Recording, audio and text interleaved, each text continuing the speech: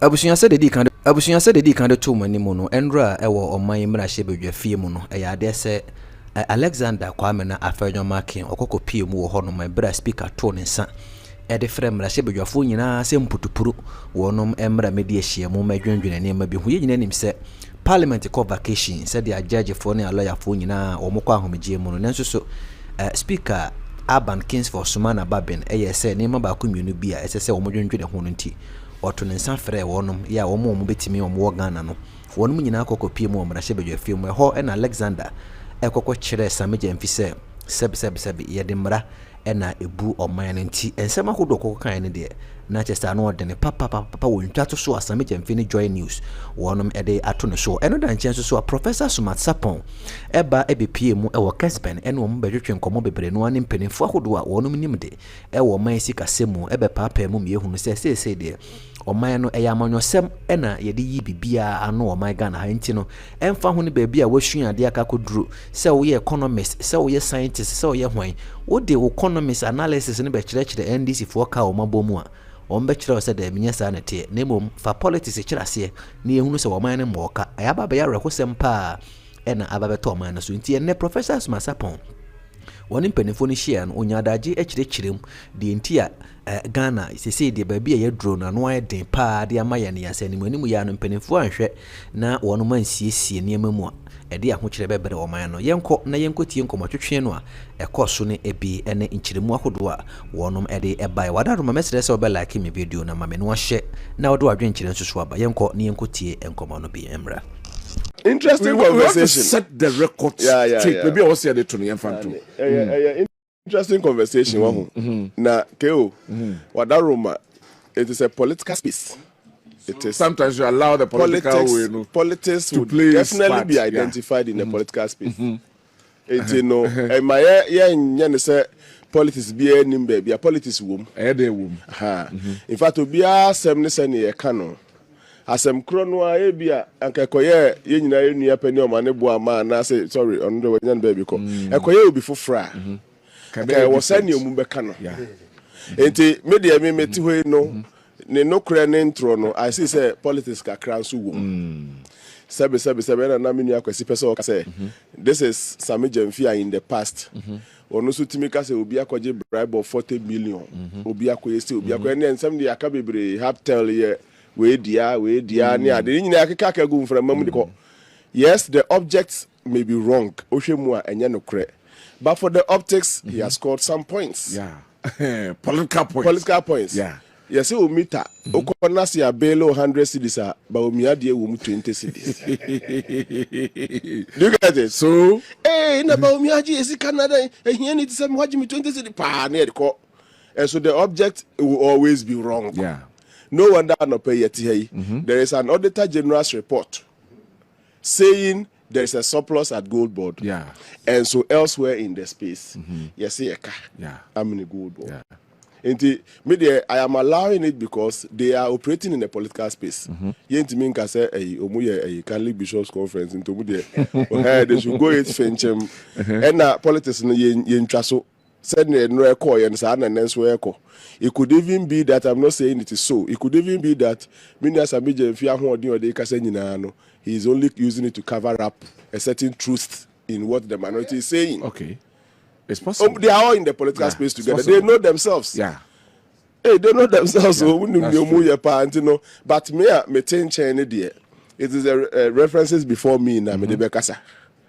Me and deny say Auditor General's report Auditor General report said there is a surplus. Now me change and say there is a loss. I can do that at my level.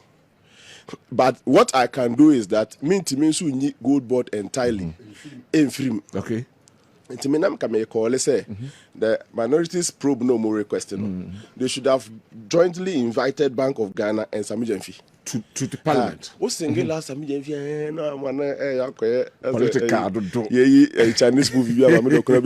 CEO of Gold Board. CEO of Gold Board, and maybe at the Bank of Ghana because waria omumi enu koko soaye and na masa aka na free muaba and no the fundamental truth that will be antiminka obia actions and inactions contributed just say me a Gold Board CEO akame meni akomi gold ame to so they do regular meetings. Oh, you say na gold ni bebremra, you say na gold ni bebremra, you say na gold ni bebremra, you say na gold ni bebremra, na gold ni bebraba, ene kaba.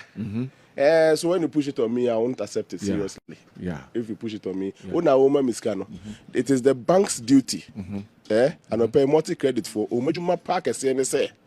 After giving out money to somebody, they offer some financial guidance. Be NDC and a profit beba says, and I know most of the banking institutions do it to their customers. And you know, sincerely speaking, often operations of the gold board the Ankabaka say and it has been confirmed by Auditor General's report. But then they know something we might not know. Maybe say Sammy Gaymfi so money changing and say oh no the sound you cleaner. I don't get it because my warrior no and came together by. On paper you don't have any kabia womb. But it could be that you did as I think warrior only on things of commercial value. There might be some other things not of commercial value. Yes sir. More so say report to say Otona boarding do. They call world market ya. Until won't to me can say yes. So I don't see where the challenge is. But those who are calling for the probes perhaps may know something. So you go step 1, no I go step 2. And Sammy Gaymfi made one thing with who are mentioned that you're too happy with it. Oka obeka say ebia omuso o say na okra wo bisa ofa say omuso mu de attack na buy nti say ono so de attack ehia omo depends on where you are sitting today. Attack may not be the best option. Be the attack by na ko low one no waji me papa Penny Bako Professor Benoni K God the wenyen baby ko na catch me say when you are right and you are sure certainty of your right of your right it is evident. Yes, relax, your words are few. Your words are few. Relax, your words are just few. And to me when I see somebody, 2 people debating na ba akwa or no feel so you're right and also you're G3 you see all the hash words you can have, all the arsenals are released there. Why we are suspect too? Suspicious babem. Why we are say what boka o your press conference. Na didn't na wo address Afenyo marking. And you call the fee ko kache no. Yes. Ya be ko na ya hwe. Ma me mra akoko hino na ya hwe. Now e carry the buy aba. Come in a bit me afaso we can avert this. Ben Nansaneni. Majuni ho say Bank of Ghana. Aben bia ba oboka. Yen kan hwe. Nti e constitution mu na say ye mre bi. Say ho de kakwa. Na ye kakwa. Some say ho no mo make profit. Oh, there be. Sunday dey be de bo. There be de kaba. In fact, see, I am a 7 partly. I will 7 say. Say a fidie be na minority for Nisum. Enya who Sammy Gaymfi and a gold board who clean free who pay. Now, fi Bank of Ghana car o mabo 2025 penno. Yako 170, 107 or 109 billion. That which has never happened. See that. Before you see that sa Bank of Ghana ko bo kabre bia under Governor Addison no minority for them no mini ato force no na dey demonstration yes chief security ho ba ya on sem fata ma no na 400 million enti no se sa afidie na am se sheko no se gold board for ho nya akohorpe na se kan nyina akoka Bank of Ghana se enya meka ho no 90 something billion already atrashe na besa beka ho mbewura negative equity mu a isi ade bank or that negative ni mu no ahwe no so ho campaign ho demonstration e be ba no nti be dey me teach as a political watcher and a coach no me hu say arrangement bi na ekoso o ma hye en sheda me nye so say sheda fa Sammy Gaymfi ho omo lay foundation say auto dam na we piapia ko no wa nye careful ni odi be bi everyday ni yiwa nti sa na me dey me hu no all right papa nti Meya mempaibo me say e wo se ye di kwan bi to ho a ye betimi di asi continuous frequent Bank of Ghana debts papa ba musa o e kai mu no ye wo sa cedi ya na dollar ye de be show cedi ye man no stabilize me pache wo me pache wo but sema ka say the prime function of Bank of Ghana a price stabilization yeah good ye the billions akoso cedi na sene ema a balance dollar no senia Ghana hano ye dollar reliant na mo bibia no dollar ye ho beto ye so uko jom uko fuum uko akwanso a sai sika na de so dollar na sen no aba enye reflection bi amanfo butom amanfo so enema onomoto no aba fom wo mon kanea ye nsuo ya brabo ye trotro ne niema aba fom ana to warrant scan education because bisa ye kubisa importers bia fine yate no so or call bank no nya ne sika o de koye na around 11 cedis per dollar or kra niema no na omutua VAT of 3% akọ 20% edi kakra no no konya wo so no asa be hyem ama amanfo no eniema woton no ontimi nte so sana etie dia na wo se eto sa sika ipia bepemne asam sebe semi dia me kan o de o kan we jato no wa draw conclusion me no sana mete no na mejidi se yensu ye nyina wa ha ye kodwum ye koniema ye nkania ene no ensu ya ede nkania no ba no ne ye hia na boso ntini efa ye oil no ne diesel no ne de pompe ne gas ene ye de nkania no ba ne nyina ya tutum ye kwaya na ye bai de wonka wo mi de sem de me wonka wasa mo de o kire wadi enso dollar yi amosi e de kotoe mwate so enso surprise no a ba me ho no o se nka me so minya ho faso emma enimum akosoro mpacha otimase matwase ye pension yin so ye mfa bi meka ho dade ya ma ye ma ba no ho faso no ye nyina na wo enti se de bia o mbegina ne ka se ni o mo ya ka borofo ye kosoro se ni suba no de ni se ya ye wo se ye pe ekwania ye betimi di eniema akọ amanone akọji dollar no bi aba ma aba no nsa kan dollar ne bibiri se de bia discussion ya tena aha 2017 and 2017 aka ho asem report to be free Zurich ebai na Ghana gold wa efiri ha akoduru ho ma onwa record in their books no say efiri Ghana no so sen de ne bebere eni ne wo Bank of Ghana book say ye de kro no the difference kakraka leakage kakraka anso ye export na uko airport wa agencies ye gina ho ye 11 obi e check enso ebeduru ho no still aneko asia kropon school bi we fe na abroso ali na abroso omukofa Mumbai there by figures from Bank of Ghana Indian government report gold from Ghana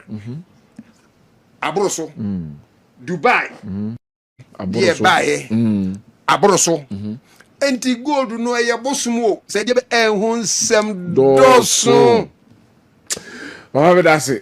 Prof. Yeah. Me too. Yes.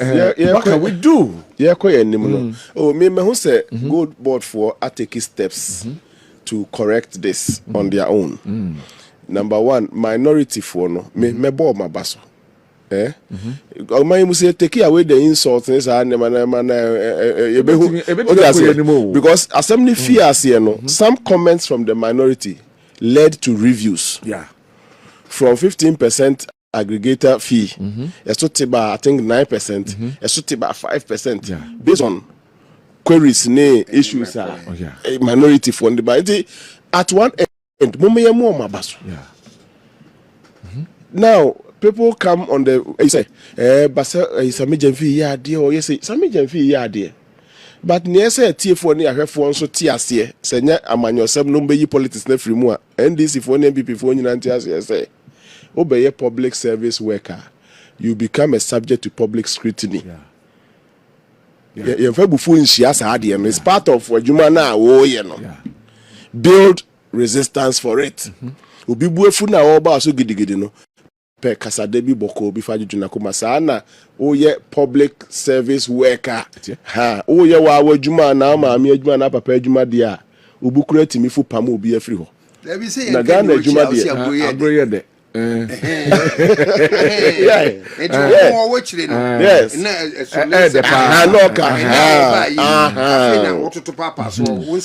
yes eti mummy fa sadin kan adesua ho say e ka public sector work ho say o ye CEO baby a ne nukuro ni intro people will come at you o dia ne say o de kasade ne abotre ebe yiyi sansem ni nyina no na sebe utrimu fan a enye kasatintin ne be ma utrimu aye in a slow normal voice you can still prove your innocence without calling names and being as a hash or something. It's also yeah, mo so no yeah there na mo na instead of say be bomb empire man no. Na mo ti ho baby na mo debi empire ne hu hia pa. Me say one thing na dey be me bomb inside my gold board. Asem ne ba foforo na gold board ne ba foforo no me ne wunua Joynews. E wo TV3 ne ye bon komo asem we ya ho. And I'm obisa say ma adwen me say wo gold board no ho. Is it a repetition of go for here then I'm saying you see repetition or no repetition we have document no one thing it is going to do to help you to curtail the smuggling. Yes, it be for that single adi alone and then we've had 63% more from where around for say from Galamsey then it's fine good. But still it could also be from smuggling and that's the way I do my reasoning over the thing. But ni nyina sem papa make for Sammy Gaymfi nyina ho nkyere say or Bruce scrutiny so. Oh they say and that he should be intolerant of the minority. No. I take away the person who is talking. Afenyo marking no na oye a year. I actually the office he is occupying. Firebrand. So they say when you mistake the person talking to the office he is occupying now. Obey mistake. And never must hash words na ba no. Because in the scheme of things, CEO of a state organization any bigger than parliament cannot be bigger than parliament. Never would he be. In fact, parliament constitutionally say only supervisory role over you. And it is same Asma okay. Yes sir. And you mo dia ko parliament krasi yeba we make asa. Ne support ese ho bituma bogo. Of course. Ni nyina ye parliament adwuma ni bia. Enye kasa, o da say do your work. Ko chechire mu chere majority for work. O chechire mu chere majority for now so aha say baby ni ade na mu pese mu die dede. Me wira aho ba konso o ne say. Obi a obetimi ehunu baby ye gold ufa. 1 Minister of Finance. 2 Governor Bank of Ghana. Yes. Now Obi the Minister of Finance, the Governor of Bank of Ghana. Now say Obi make his statement. They say in Ghana, the whole world, you toss 6, and so economy and finance cannot far. It's worthy of inquiry. Yes. Yeah. Me disappointed. Yes. I know. Well, disappointed. A small way. Yeah.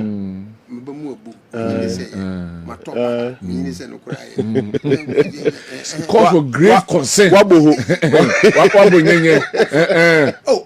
Asantini Nasa.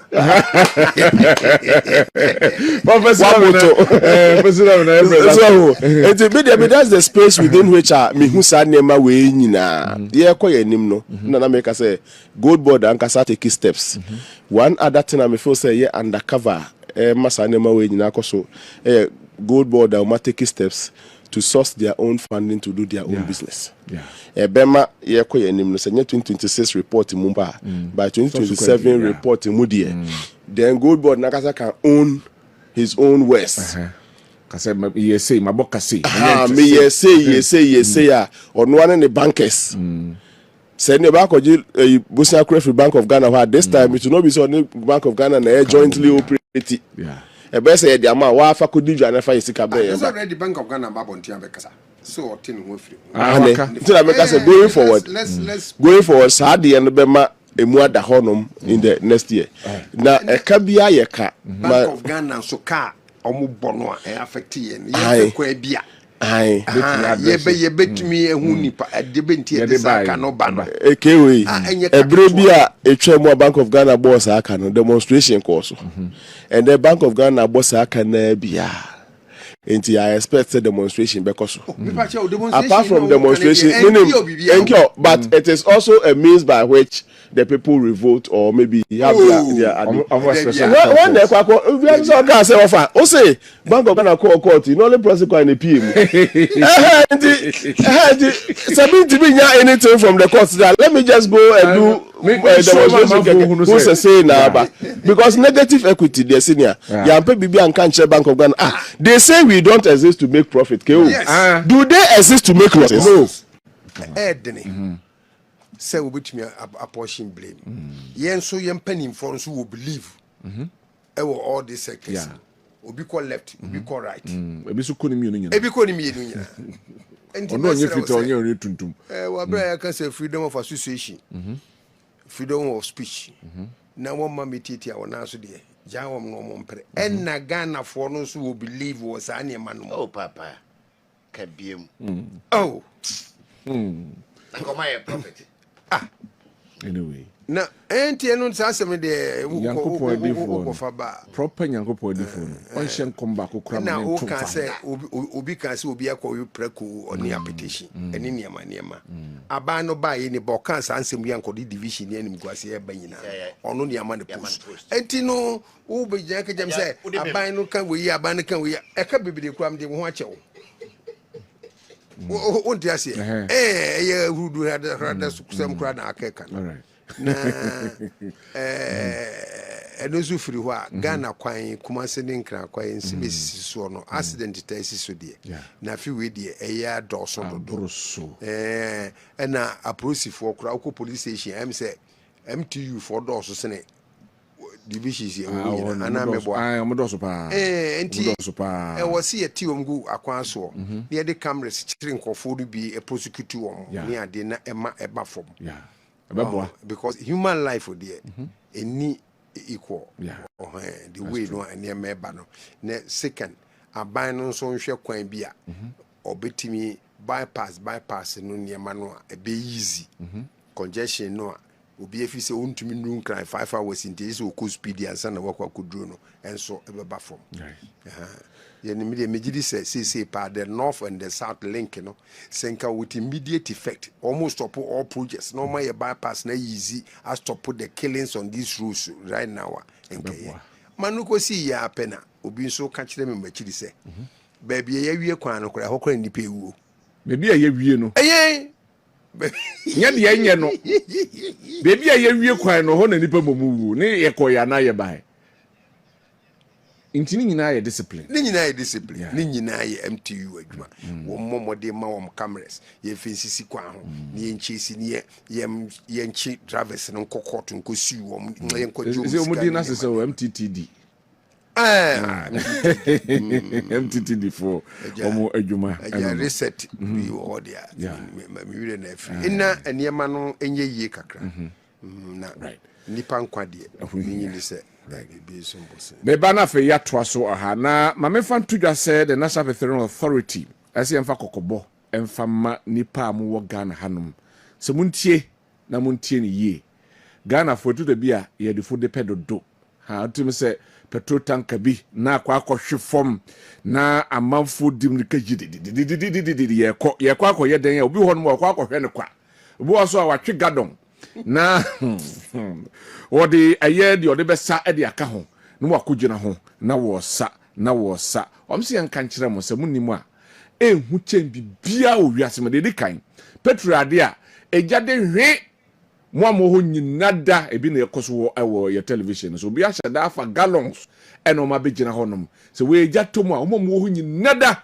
ebewu de kan etoso mienu aha ade no a ekọ mu no eye chemicals obonika se chemicals enye emfa emawo wankasa ni pedua no ende se bi kura na asi na odimrika na wo kọ ho wo kọ akọhwe bi de ohumi akọ mu no enya de a ebeboa na ebasa e de ohawa hodo yade ahodo ene de bre ni pedua nti ukọ ya resabe a nema bebre ho irele o se e basa so wo se petrol tank bi ahwe forma but modern na afei the appropriate quarters otumi from a na omo aba omo ayesha that to omo they say Ghana National Fire Service form and Ghana Police Service form na omo etimi aba aye bia ho na afei omo aba abehwe say opese ofre aye the National Petroleum Authority and so a your center no your contact ni nie 0302 550 380 0302 550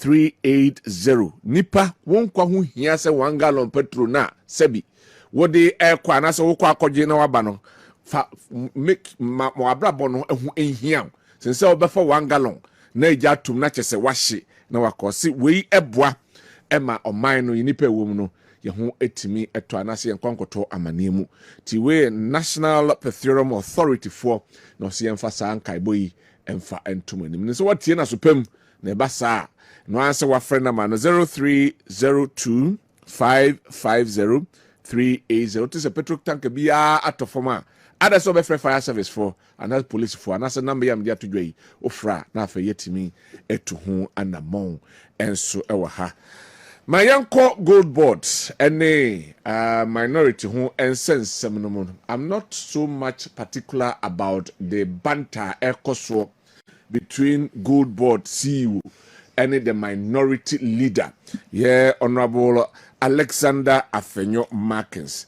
My interest kese ewo sa loss na abano you see I'm for see fan share a gold board ebi see yem fan share a Bank of Ghana ebe se bi Sammy Gaymfi entimi enwo fufu enni fufu entwan kwanto nkwam emmene enye geo na kwan e fa so fufu ne ba ya mane amanfo hunu ye ne ka ba ho no wonsum emfa enwu ebi so ena ye hwe saa eniyema yi enso ewo edwumadie so na afei yedi eho enkomo papa mame ensha sefefro ne hwe gold board any losses 1.7 billion ya ababeto a minority the dikan IMF for and the dikan publish here report 2025 reports no more publish here say sika yasre no ewo a good no to 20 ton in crown ba no 1.7 billion dollars yeah 1.5% of GDP and a Ghana actually ewo ho e bae we yi two way so na we ayiato mean say oba sika samu a wabokwi wom ye resade we nyehwe ye my Ghana where ye di beshe yo ni di ka mesa da mo asibi se mo frame aba studio ha ne ye badwene o ma kronkron Ghana ho ne ye sikasem em se sa asema wo kan e ba ya che I Ghana for bubu ho atia anti ni history ne ma de obi atimu bi tisi baby adru ni say se ne ye dwene ho no ena e pese e chechirim se de bia me de me kama semo a menye eje se ne wo beti ase no na wa wafo ade sa o no wafo adwe ti ni a ekoso ese me no mi huni nkon ena mi hu ninti abasa ena yeka na ni ewu mu ane se until se na nakufu ado beba no na Ghana for ye chiresi ba no wo ho no nyina na eye dollars ene na eye ye foreign reserve no nyama nyina no ye de back ye nga se free glucose gold ni nyama nyina wa ha okwa bruchiri nkru no bibiri ede ne ye gold ni nyina bi firi ha adenti na ye convert from the dollar no de bia na ye esa no ni yemfa ma gold a ye ni ye produce bi ye krom ti ye ntobi ngo ni yemfa enumum enye ye chire fense yemfa enyina ye chire enye ye reserve no ti omo ye homra adese no se ni obi anim no no mu frase toto gold no ebigu ho na se ho ye den na nkofo pa no mo de akọ edwama so akoton ena eko na ba na fe ba so gold no kura betundi bi akoto petro good for oil no no so buy ne ya ne you the free say good no dey say kuku de bia so ne bo ena gold no a ye produce ha no raw form ye nyi fi no mfirim nti ye ton sen eni akoton sen eno no menti ase ye mi hunu ekwankora ana nyina so a won mo to no ejina de to ne are fine ye to ana so say raw form no ne ye to na raw form no so no enye no na where price no e de ba ne actual refined price no na ye to e be ko ase yafo ti say omo to no pe aban o to ana say won ko fa bra aban no generally yes omo to ansa ne aba ba bia e kro so eno ho nhihye ye no ena wo de oni ma emu na ho wo emu na ho enti no ensaye nsu wom ena efe ba ye no aye pe first ne wo PMMC Precious Mineral Marketing Companies Corporation yeah omna na eto Edema Bank of Ghana but Bank of Ghana the idea I establish here near one price stabilization yeah so entinia ekeka ho nyina no ya idea ebeboa ama prices are stabilizing e wo mam in relation to our wages ni ne ma nyina no edna Bank of Ghana edi ho djuma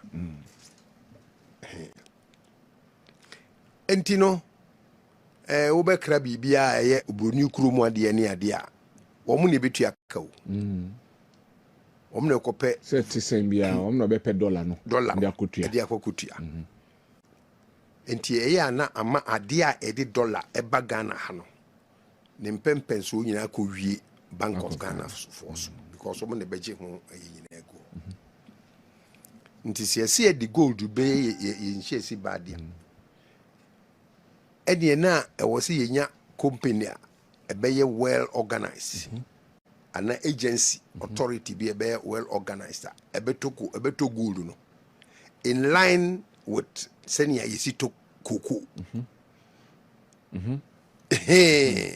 ti ye model no along the kwan ya faso to koko koko ansa na nyina eba bedi abansemu no na brofo no bibiri Lions Josefa baby Harris has ya companies bibiri USC Lions wo nyina toto ansa na Kwame Nkrumah babaye no Farmers Council na mu afi kwa ya ma licenses a wo to on behalf of Cocoa Board so gold no so sa na ye wo buyers the dealers ai omo galamsey sites ni ade na omo wo legalized firms no mo companies no o register no and turn direct Bank of Ghana for export na se wo pese wo kura wo di bi ko ukru mu Bank of Ghana wo kwa koto no na wo di akro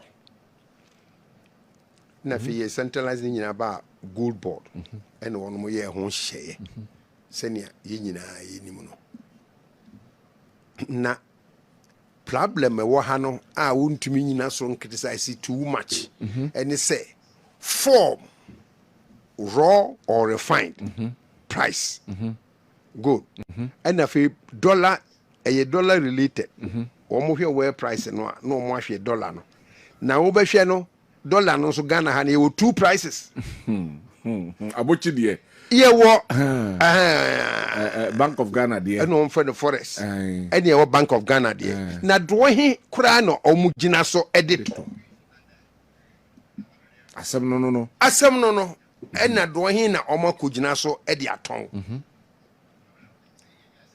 so enti ye ho entem ho no ho so na mu fan aye nkuruma to ni edi kan yakoto no raw afiri nkofo yi ho gold papa e wo mu no eyesen ansa na wo refine ase yafo no mo kan nyina so mo fees no kra in Ghana ha no na ye high sine other West African countries omo ko refiner yi mu niema ansana yetimi ehu ne bo ankasa no na enam say yenso yekoto no foreign exchange bonti according to World Bank no Ghana gold bo no aye to free nkofo ho no na ne bo odin sin other West African countries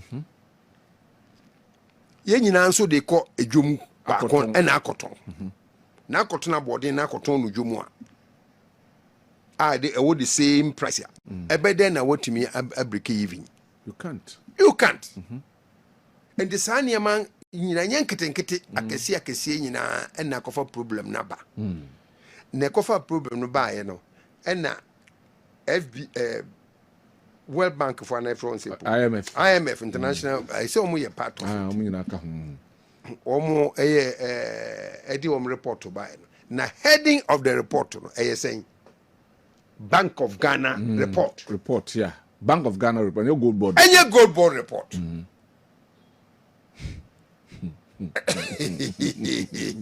Bank of Ghana report enye gold board report ene ehye ho na emumu no omo transactions na eka no so according to omo no 100 enye gold buying no nko ena we dum ka se dia ba na mum support ye ma foreign exchange Bank of Ghana de ma foreign exchange senia kosra dollar no kosra na Bank of Ghana be intervene as so far from the abase afi ye bo mo de say 10 billion or about 12 billion about be shibun differences no enyina no eye part of Sanema nyina I see ti obi ntimi nsum ni nyina ngugu board so David asma wo kan no me pese oti ase no me Milan wanfa ho mo ntibase me say report no heading no eye dia bay Bank of Ghana very good gold board is mentioned no but heading no so heading yes heading report no say a Bank of Ghana yes explanation no the gold board no of course the gold board mention they say simaka say omuna aye say cocoa marketing board any buying agencies omu nyina to cocoa no e ma cocoa marketing board enti gold board eto gold no e ma Bank of Ghana omu ho be wura mu ano no ena me explain say so far yenye wo Ghana ha no ye was sketchy about the form of the gold board auto raw gold dory ehono nye clear go ebi auto raw ebi ehono ma auto refine predominantly auto raw yes dory the dory me just say auto raw omo dia share report say assayers fees eka ho enama kanu akosoro assayers fees na paid to gold board no me actually say no they want to who me or share kanu in totality yeah that is what the IMF report no actually why ade no buy no or they say yes high fees yeah yes or the fluctuation of the gold prices no World Bank ni nyina or the account yeah and me bisa say form we turn okoton raw mostly wako refine or the Bank of Ghana and very fine so gold board ne very fine as wakoton that side no yeni and a raw ne bo saying and a refine ne bo saying you are akoton saying yemfe mai nti yete ha ekeka say we koko me ba o na wo kan we koko ayeto ya bokai bibidibi sene nyina kofa Bank of Ghana and nekra no de mini but menti ase se hono de yima koko board koko yima koko board obusa o menti ase se o se gold board de ye yima Bank of Ghana be ba koko board ne dia ye yima koko board se ne koko board na boka because koko board ene ekoje ibosian but we the Bank of Ghana na ama we no bosia because you may be a free ban say gold board no yes smart to we yin kana my Bank of Ghana me uno asma wo kan neka bibiri so far no obi an establish say bank gold board aboka say you dabi wo mo de auditor general's report aba wo mo anim declare so mo make profit yes now wo mo come Bank of Ghana na say Bank of Ghana operations you know Ako ND in red. Loss, sir. Why do you blame me? Hey, media minga.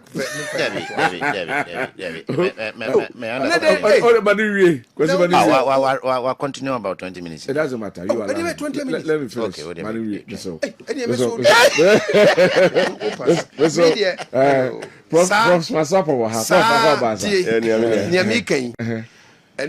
I'm say one of the TV stations. Unya be 1.5 hours to explain.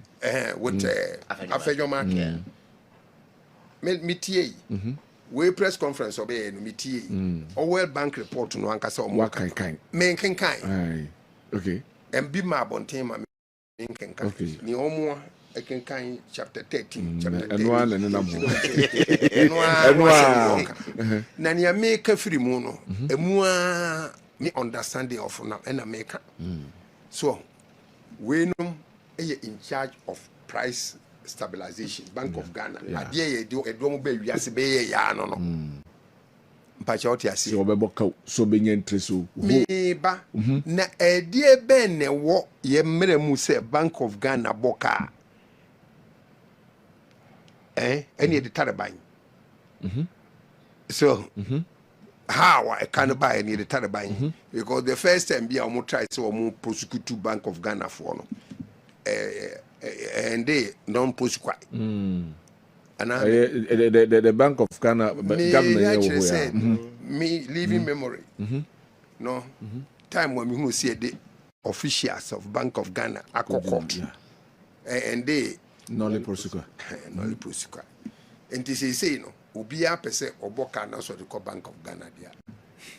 Enya lefi abembi obebia. Na so far no media the heading of the report.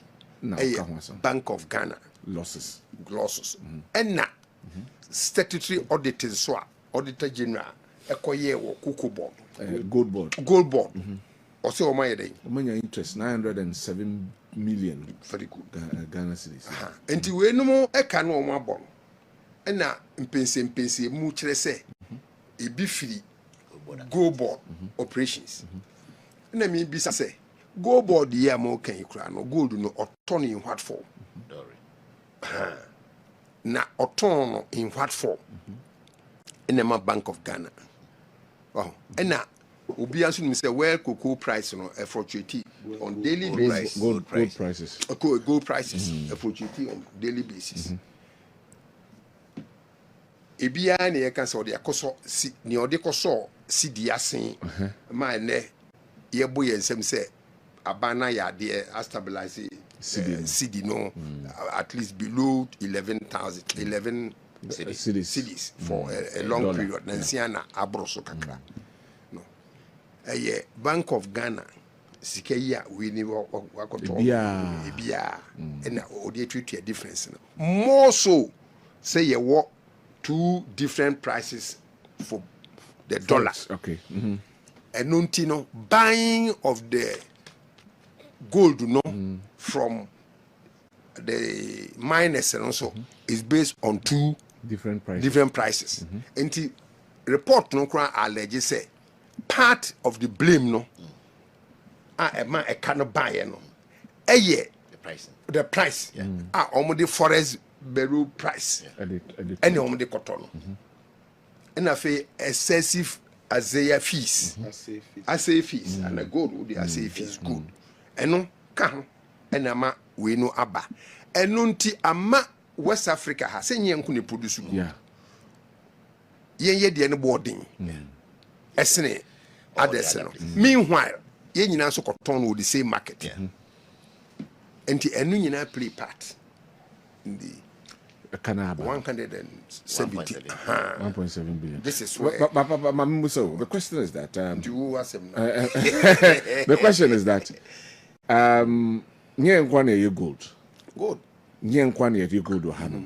Ada na ye die no nko ade. A lot of controversies. Ewo ho sa. Na wanya Togo for report. Nya Togo for but yen wanya agricole. Yenti so maboka. Soja ni no owo esremo. Friends, Burkina Faso. Ono so eno ne na. Yenti so maboka. Enti ni comparison. Yenti so maboka. Baba we hu ofe. Onu obi an challenge because hu say enye ema bi. Obi gina ho. No. Anyway, one kofa ho report and as ye ni ho dia. I'm just basing on the work as ye ni ho refine na say for the kodum krona side kana na yebo no. Me say bank of a World Bank and I say IMF report. And they dey we me nyina ba mu. Yeah. On dey aba mu and ye. Because mama to answer my prof. Kwabra me papa dey me kan pepe. Asem buy 2 times bi aba bontama. Yeah, cry. Well, my family. Wow, too good. Me have go business school, grad. So I don't mind. I have heard of monopoly. I never knew there was an opposite side called monopsony. Monopsony. Now, what is monopoly? Monopoly is one seller controls the supply, forcing many buyers to pay higher prices. The monopoly, no. One seller controls the price, the supply, pricing, and then force many buyers to pay higher price. That is for monopolies. For monopsony, na busa for MONOPSONY, PB show on and then one buyer controlling the demand, forcing many suppliers or workers to accept lower prices or wages. Good board doing sana good board yet. Now, Go Board and Cocoa Board, I think they are all practicing monopsony. They are buying from people. It's, or some leverage bit to control it. I don't think, say, IMF wanted to finger this person or that institution for what has happened. In fact, they are addressing the country called Ghana or the economy called Ghana. So Ghana is a company. Ghana Incorporated, as I'm not working. And what I'm saying, go now, or my name are 3 pointers. They are all good. They are not so bad in their EBR. One, upscaling a bear mono. Also, I say, I didn't go to because since 2020 something, 2023, 2024, I did good for domestic oil, blah blah blah. After gold, I bet yen commodities are you did think of more fire economy. But all my years, me who be that. If you was it, Matrabuasi, Tijakubu, you took Galania that say finance minister parliament can go to once. What's it that? Never. Kokokwa go to home komomba. It's a free abano me intense and comparatively it's always about cocoa contribution na conform ama o mampani kra begina say na ba go there them contribution aba na di once go there enti o kasa me no onya gbe it's been there enipa kra ye dey na to ye go upa kofa Ghana's economy na hwe foreign exchange ye ka cocoa once am good for over the years in the but I say that's a good now. That's what I'm saying. That's the same point you're making here. But that doesn't mean say gold no and say cocoa ni enka ho asem. Gold ni enka ni pi. Ye can minim spa. Ye can ni pi. O de o concentrate. Gold hospital me hu bi da. Gold road me hu bi da. Gold house me hu bi da. Gold den de ya o hu cocoa hospital, cocoa clinic, cocoa we cocoa. On go le manda. Tie de na wo hu no bi da ne say. Na foreign based companies and then centralized royalties Emma abine don't bring centralized no etia royalties ma abine those days and in September we hear a budget ya earnings there were a lot of years a lot of years gold equity cocoa that's true in annals of our that's and timber please okay well let me continue the mere first gold house no and don't say gold goes to say I agree. I make maybe a free very good. The kind of gold board very well. It's in a gold board no buy no. Why I say they buy no monopsony because all these years no be have to go there people to koton and you create board do what one say wo betmato and you push kakakra as a seed money say fatoto kwabra a interventional the ecosui because adibia atwaso sama adinko futim say net here and now the bibia definitely unya smoothly eti meda na maya ebe ma wo me beton gold me kon bedo say me be ko prof sample ho because ono na ye assigned to buy na me fan ko da ho because da no the first say ye go bo just da want me to gold no they must say gold board to me ma me price bia ebe a bit higher than individual na or turn na I'm tempted to go to gold board. Let me intervene. Okay. Still, Chinese and Indian. Yes, they're buying. Oh, I know. I know. Can I make I'm finishing soon. It's in the man, Sikaku, yes, said ye. Can be a first way betting me more good from artisanals and instant. Now you're back of Ghana because you hope that you too. Say reserves. Oh no, not for you to stabilize the economy. You talk more, you to mean cotton more. It's a question, no. And can naka ya adwempa edwan ye kodi but obadwanumu na ukoba akoko mienu hu adabi ade ya tin se me pentema to every ngofo ntino ane bebe wa gomudodo because ekoba se gold a ye to ne fi no gold mole no ye de na eto ne ha no ye na de ne board se de eto no Togo eto Nigeria eto no Cameroon of course obi a wo ye observe bia be ka se na de na nkwa de no ama ye do be ka se o be percent me monopolize ade nti ene bia market way no nti de bia ma me time kakra ya menya hu chain no na menya hu kakra because am je fonto gold and the first time ni this is no wo can be free when na aba well I think the government must the bank of Ghana also take that gold board is part of government offer gold board the government gold board e ka ho untumi ni gold board auditor no office wo enkomo we untumi ni nkomo untumi ni gold board infrimu ne infrimu china it is a government gold board is a government institution bank of Ghana is a government institution. So going forward, the Bank of Ghana, the Finance Ministry, and the Gold Board, and even the opposition and I say minority for can I make this question? Woman, and me trusting say okay, but I'm a pointers be. And then I reduce the cost.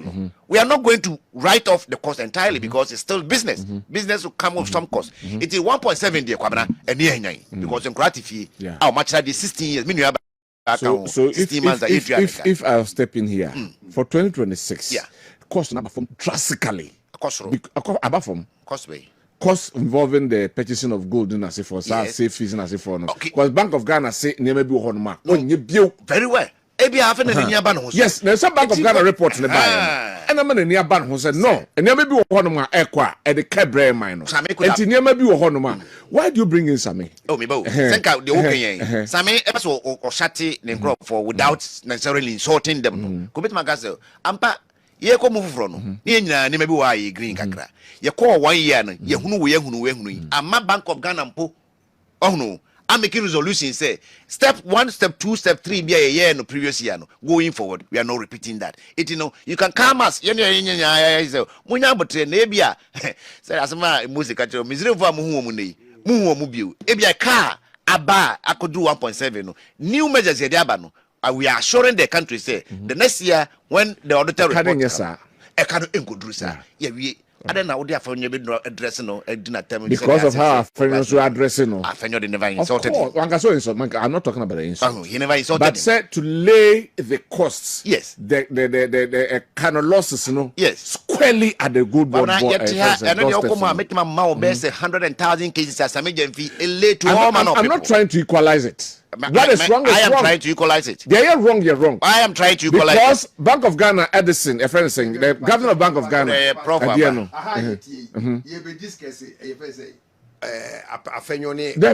are not discussing them. You know, yes. We are looking at the issue. That's what I'm talking about. Yes. And you will say, oh, 1,000 and something a year, we have come for a year. It's irrelevant for this current discussion. Right. One of our 40 go and what? Oh no, Papa, what to blow into? I don't find the master to trap because it's like a year and a man to man, one. What's the chance? The way a man to your father, Professor Godfred Bokpin of the University of Ghana Business School. Amaya Betia say gold board kanwa yen ye buno $1.7 billion no. Or say ebro sa na wa justify ni ntia e kano ebro $1.7 billion. And I want to submit this morning that if you look at the entire value chain, the losses actually exceed the $1.7 billion. Because hold on, Prof. Bokwing. Yes. How do you arrive at that? Help me understand. Okay, so you want to look at the incentives mechanism that we put in place to make the intervention work. One was offering discounts, more or less. If you look at the spread between the Bank of Ghana rate and then the forex exchange rate, we did all of this to make it a bit more competitive. Beyond that, if you look at the price ultimately that we're paying for the gold, right, to the extent that, as the IMF also indicated, that the price at which we're buying gold became one of the highest in the region, possibly even encouraging other countries to smuggle their gold through our system because they could get higher price. Okay, so it's like a country faced with limited resources could afford to do all of this. No problem. That is not the only thing. The other thing to also bear in mind is that in order for all of this to work, we have to also abolish the 1.5% final withholding tax. So that is fiscal loss to us. Okay, so this is revenue that could have come to our revenue envelope, which could be available for building roads, schools, hospitals, and stuff like that. So we gave up so much in order to implement this. Then you want to look at our response from the beginning, whether we fully anticipated the value chain cost from beginning to the end, and then to understand whether we were in a position or whether we could do something about this much earlier than recognizing this much later, and all the reforms that we are doing right now. So that said, we know that with Gold Board becoming more or less the face of the domestic gold purchase arrangement, there's been a significant increase in the crowding in of gold-related foreign exchange. That is good news. But if you look at the cost at which we are achieving this, it's quite high. And I believe that if we had looked at the design and look at the pricing mechanism objectively, transparently, and all of that, I believe that we could have minimized the cost. And that is some of those proposals are the things that they are implementing now as part of the exit strategy. In other words, taking Bank of Ghana out of it. And ninchechi muno etwasun because say e bedu baby ya dru no. Na e see yi 1.5 yes 1.5 withholding tax bi ana eda gold purchase ne so no ye yi afri ho enti ye yi free ho a eno so ye a cost to the nation. Oka IMF for report na omo aka about revenue generation, and the Kufuado, the target was that the Ghana revenue generation ebeko 18% of GDP. Enti Kufuado to me 16%. Na ka just 2%. No, to me achieving 18% no.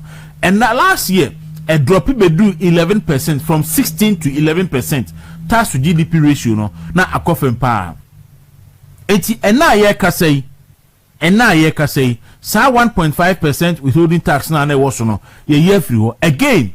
Yes, I see the incentive e dey aka gold ne hoto ho ama gold ne bo na hwe sub region mu nyina na Ghana any gold bo den pa anas ye ne to gold aboden. So Professor Bokwing even saying say and suspect say for crash say smuggle gold e dey fi other neighboring countries e dey ba Ghana ba beton. Enti so calculate sa cost ni nyina abomu a ka abano ebro 1.7 billion Ghana dollars 22 billion Ghana cedis no ebro sa.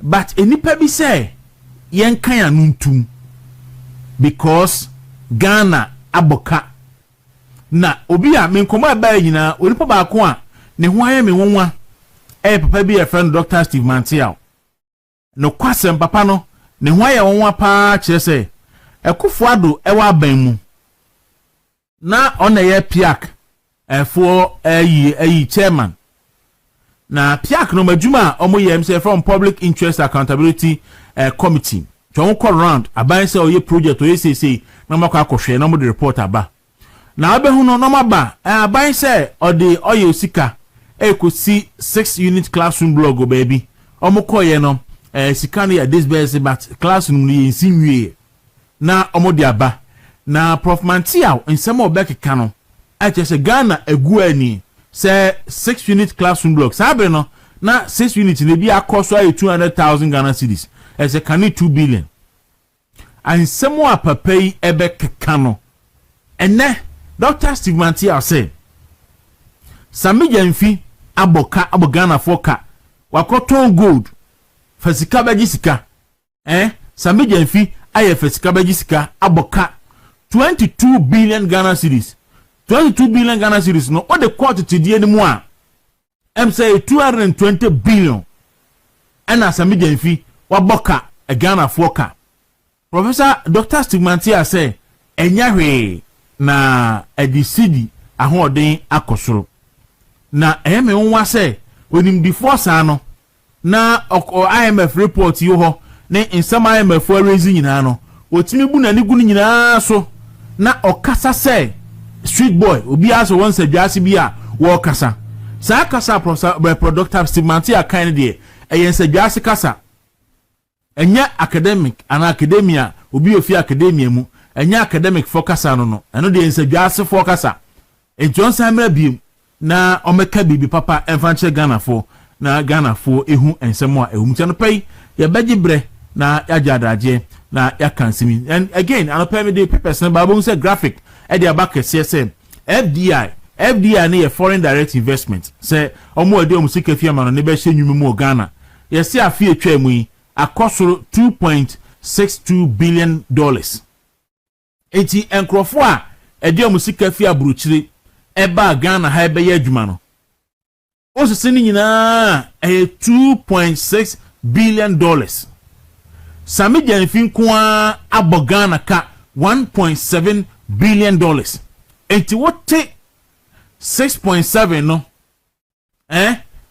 ote 1.7 no defeat 2.6 ni ma pacho tifiru na hese senaka half more than half and Sammy Gaymfi kwa aboka and we are making nonsense of the foreign direct investment in about Ghana ni na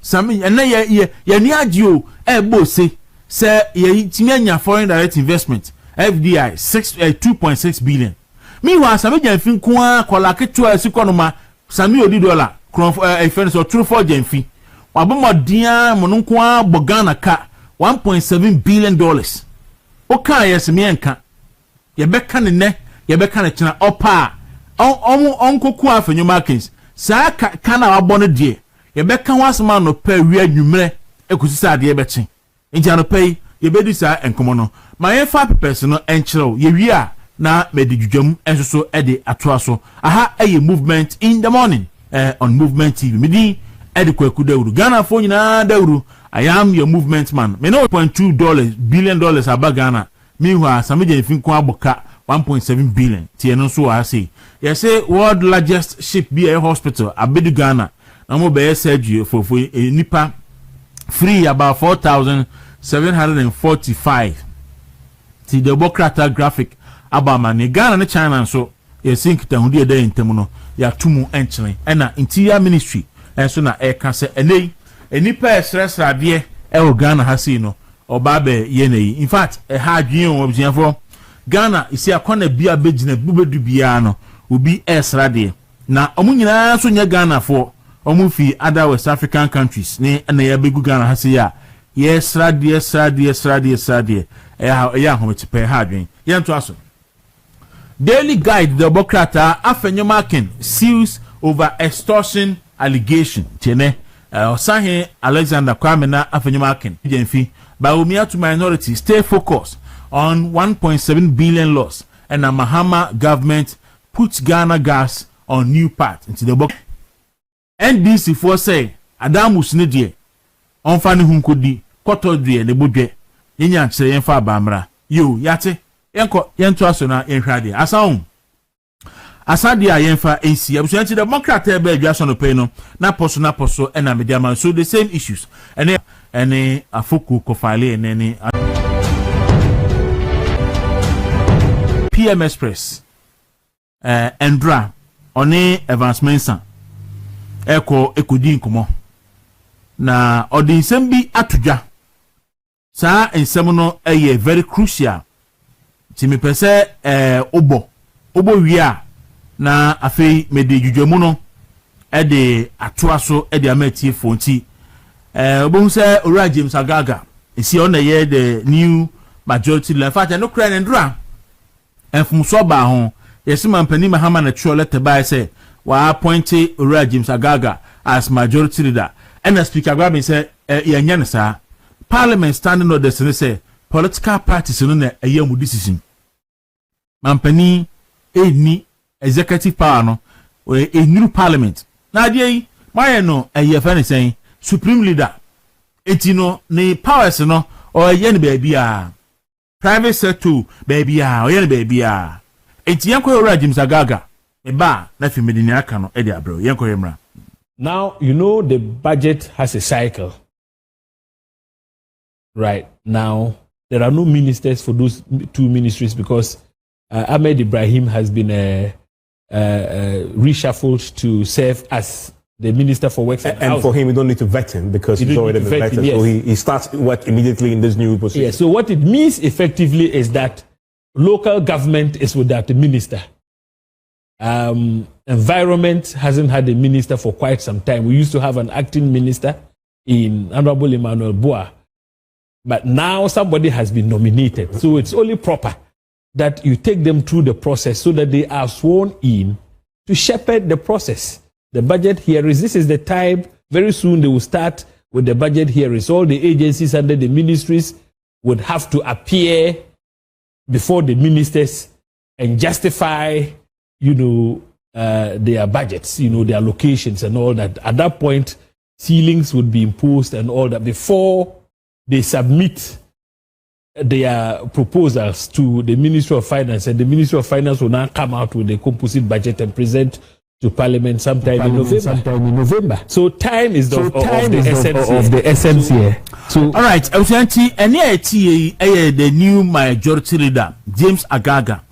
Na some more kind no me born to famawa or say November ya aban air co-presented budget. Eti ebreni ho.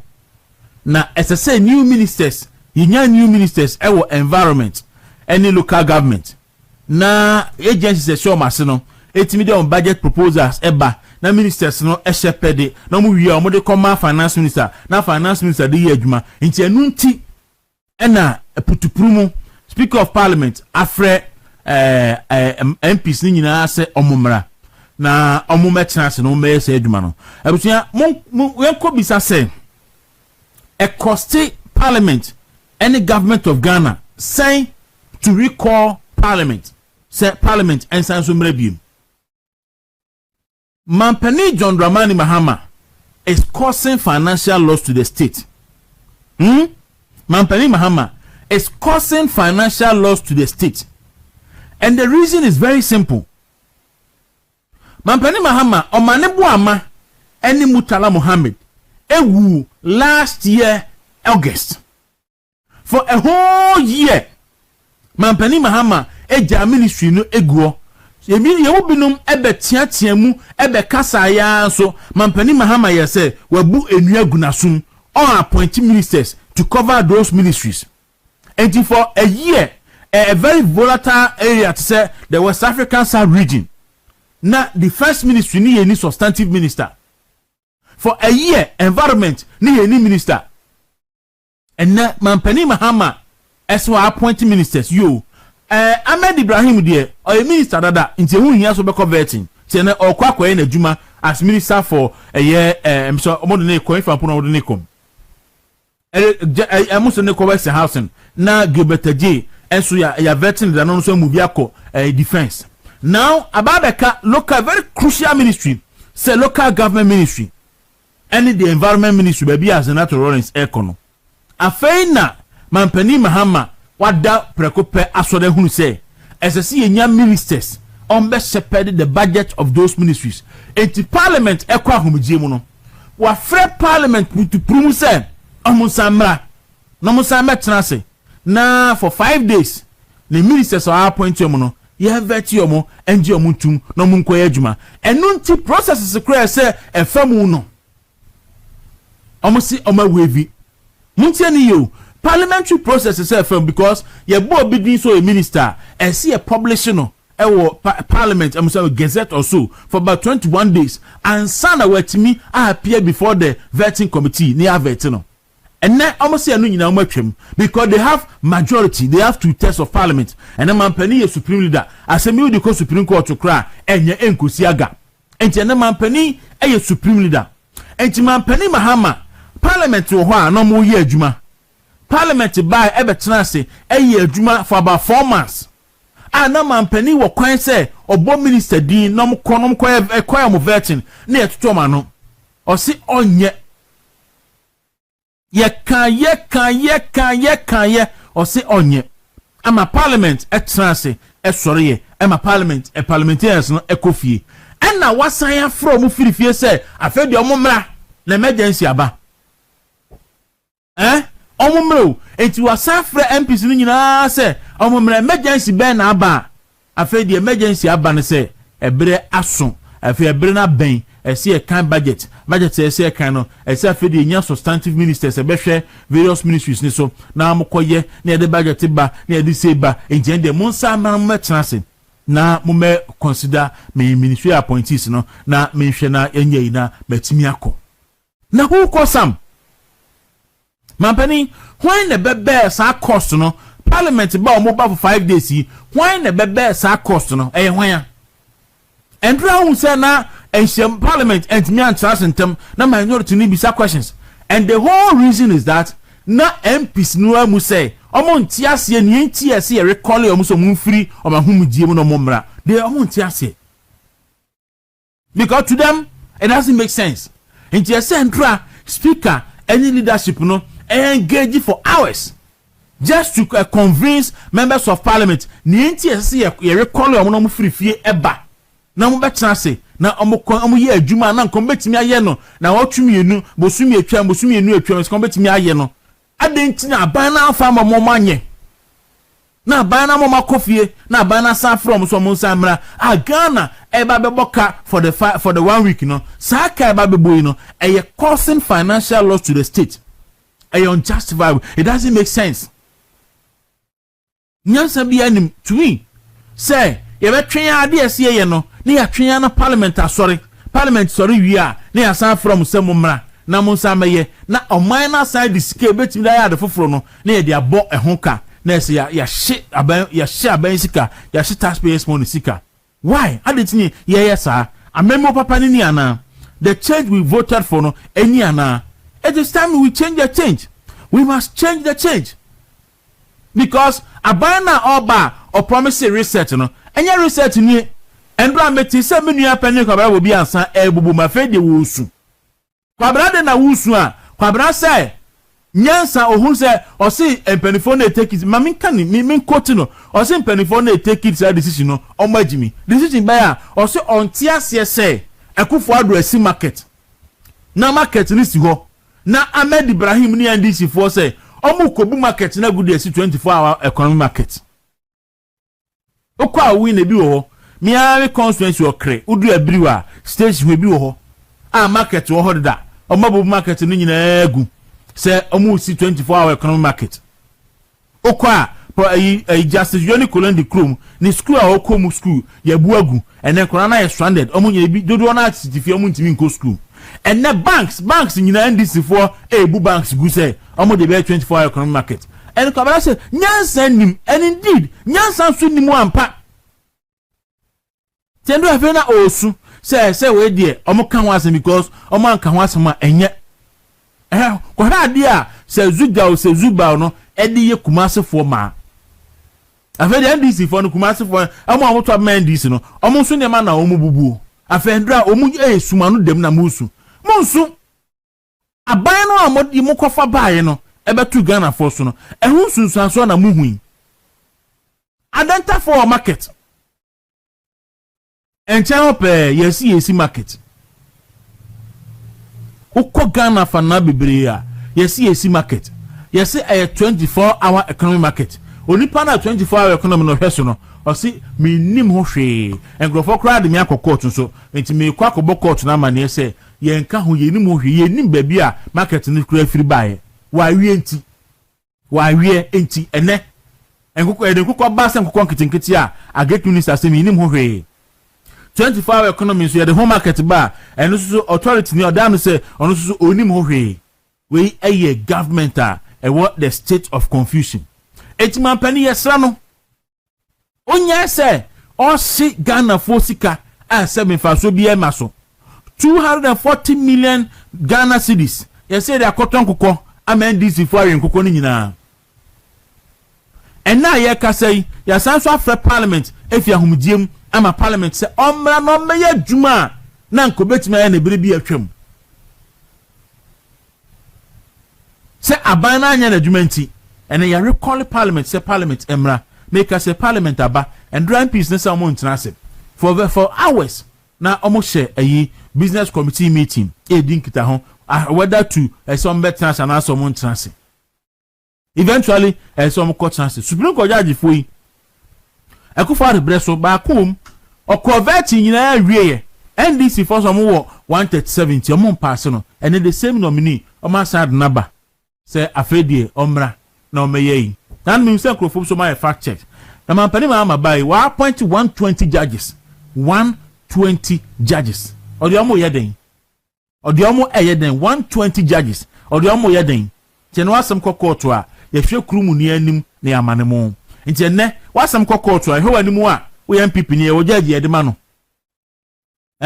obi o MPP ni bia no wasam kokoto na ye wo judge edema no na judge no ya ise court kwa homdiem kura ya kan sa aka judge ni say on chance no nya adwuma na ye chief justice de nyankopon hira no e wo adwuma na wo ye no eye pa eye so wo ye sa eye na obi otimi jele ata yi say o jeli 70 years so they born no ho ban because ata yi bo ba bekunu na ya papa anko wani mante wo ye papa anko wani mante o de mra enya tentene na ya adwuma de a adna wuso so bibekun